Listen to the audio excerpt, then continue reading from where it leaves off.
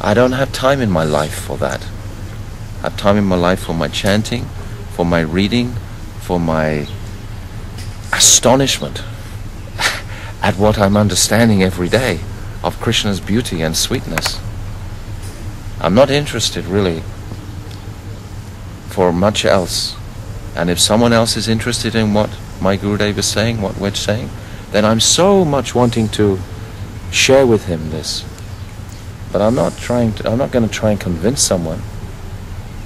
You can't force the heart. It's the softness, huh?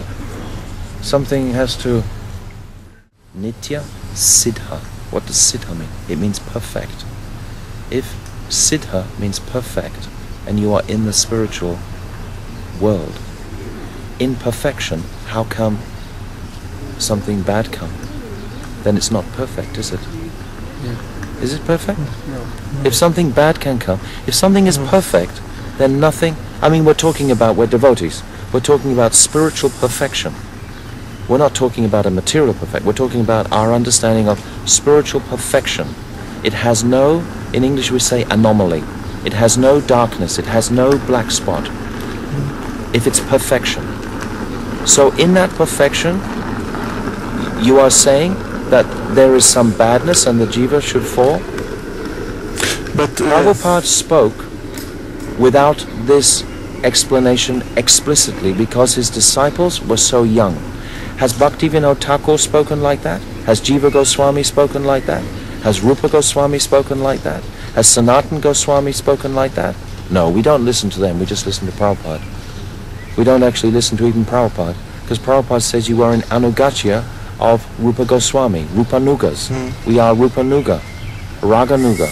We are following in the wake of the Ragatmika devotees under the guidance of Rupa Goswami. You only have two choices with your free will, to serve Krishna or not to serve Krishna. When you decide to serve Krishna, you serve Krishna with all of your heart as Nitya Siddha Parakar. When you decide not to serve Krishna, we are coming from Tatashta. There are three types of jiva. One immediately is manifested in Goloka Vrindavan under Baladev Prabhu. The second is coming from Sankarshan under worshipping Lord Narayan in Vaikuntha. The third sort of jiva is manifested from Mahavishnu, the Purusha avatar, in this world for Krishna's pleasure. Krishna has arranged it like this. Krishna is all compassion, he is all mercy. Where can he show compassion? In the spiritual world. They are all completely satisfied serving him. There's no room for that Karunamayi Shakti to be there. It is also his Leela to arrange for this. But it seems unjust, that someone go... It's unjust until you understand. It is unjust. The cards are against us. They are. We had no choice, really. Because there was no Bal Shakti there when we had that decision making. But we do have independence, and some jivas do go to the spiritual world directly. But 99% all come here. For Krishna's pleasure, 99%, yes. And for Krishna, from Tatashta. Yeah. From Tatashta. There are those jivas who are eternally liberated. You see, we are conditioned souls talking about eternality. What do we understand? It is achintya, it is inconceivable. Eternality is inconceivable. But there is this example, the fish which see both sides. This is now. You are now in Tatashta. And right now, today, you will be inclined to Maya and you will be inclined to Krishna. Before you have breakfast this morning, how many times will you walk away from Krishna? Yeah. How many times will you turn away? That's called Tatashta.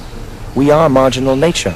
Now. This is not it's not a historic thing. This is not a geographical place, or this is not the at nature? all, not at all. It's our nature. There's no place on that map I made, that map. It doesn't have Tatashta region. There's no such place. It's a state of consciousness. Ah. We are marginal energy. Yes, yes.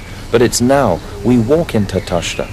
It's not some historical event that I made the choice.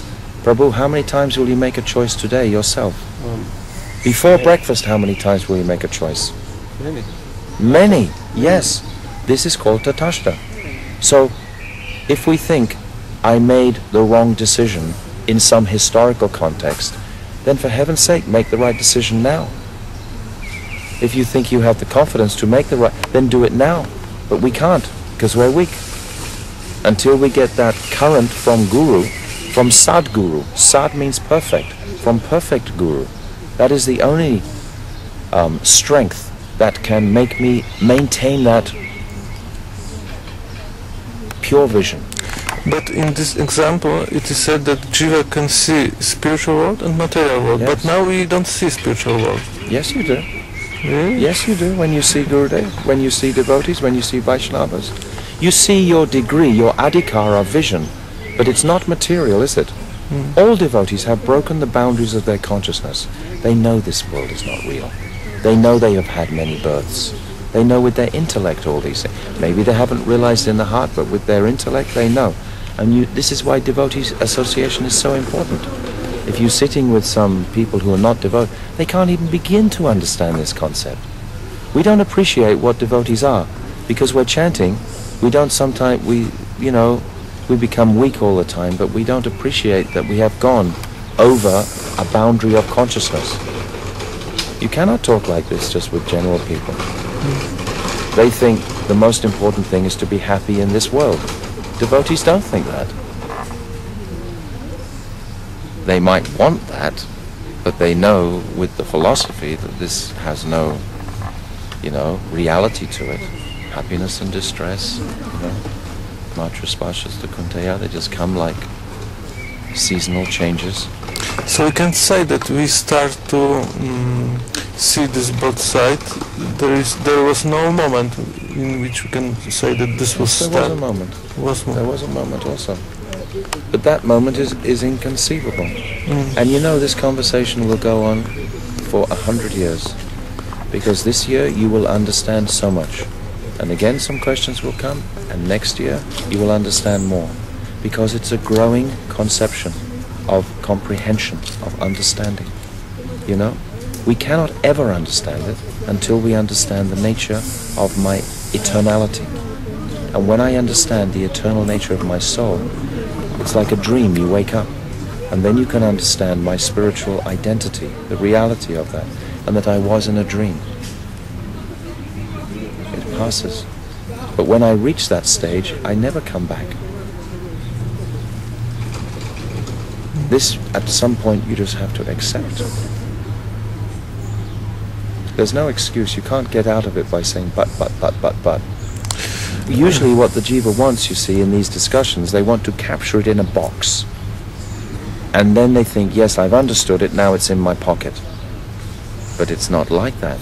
It's an inconceivable comprehension. You cannot understand it. With the conditioned mind, when you're understanding that your soul, then perhaps we can, of course then we will understand. This is boring topic. Really, I've been preaching this particular thing for 3-4 years, and I must have come in front of 500 different audiences, and always so many objections coming, because there's always one person who just wants to grab it and try and understand it. So, all these questions keep coming, but there's no answer. There's no answer at the end of the day. The answer is bow your head and shut up and accept.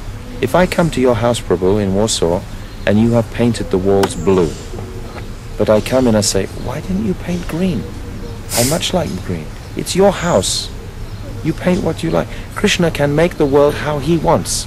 We are so puffed up and proud, we should think that the arrangement should be like I planned it. Like I don't think I should suffer in the material world. Therefore I look for some reason why. Krishna arranged it like this. It's his trip. It's not mine. Why don't I show a little respect to him? Why I'm trying to put my conception there, more than accepting his arrangement. Do you understand what I'm saying? Yes, I understand. This is our disease of wanting to control Krishna. Oh, give me my daily bread. Oh, I'm suffering, Krishna, help me. Krishna, you're my servant. Come now. Serve me.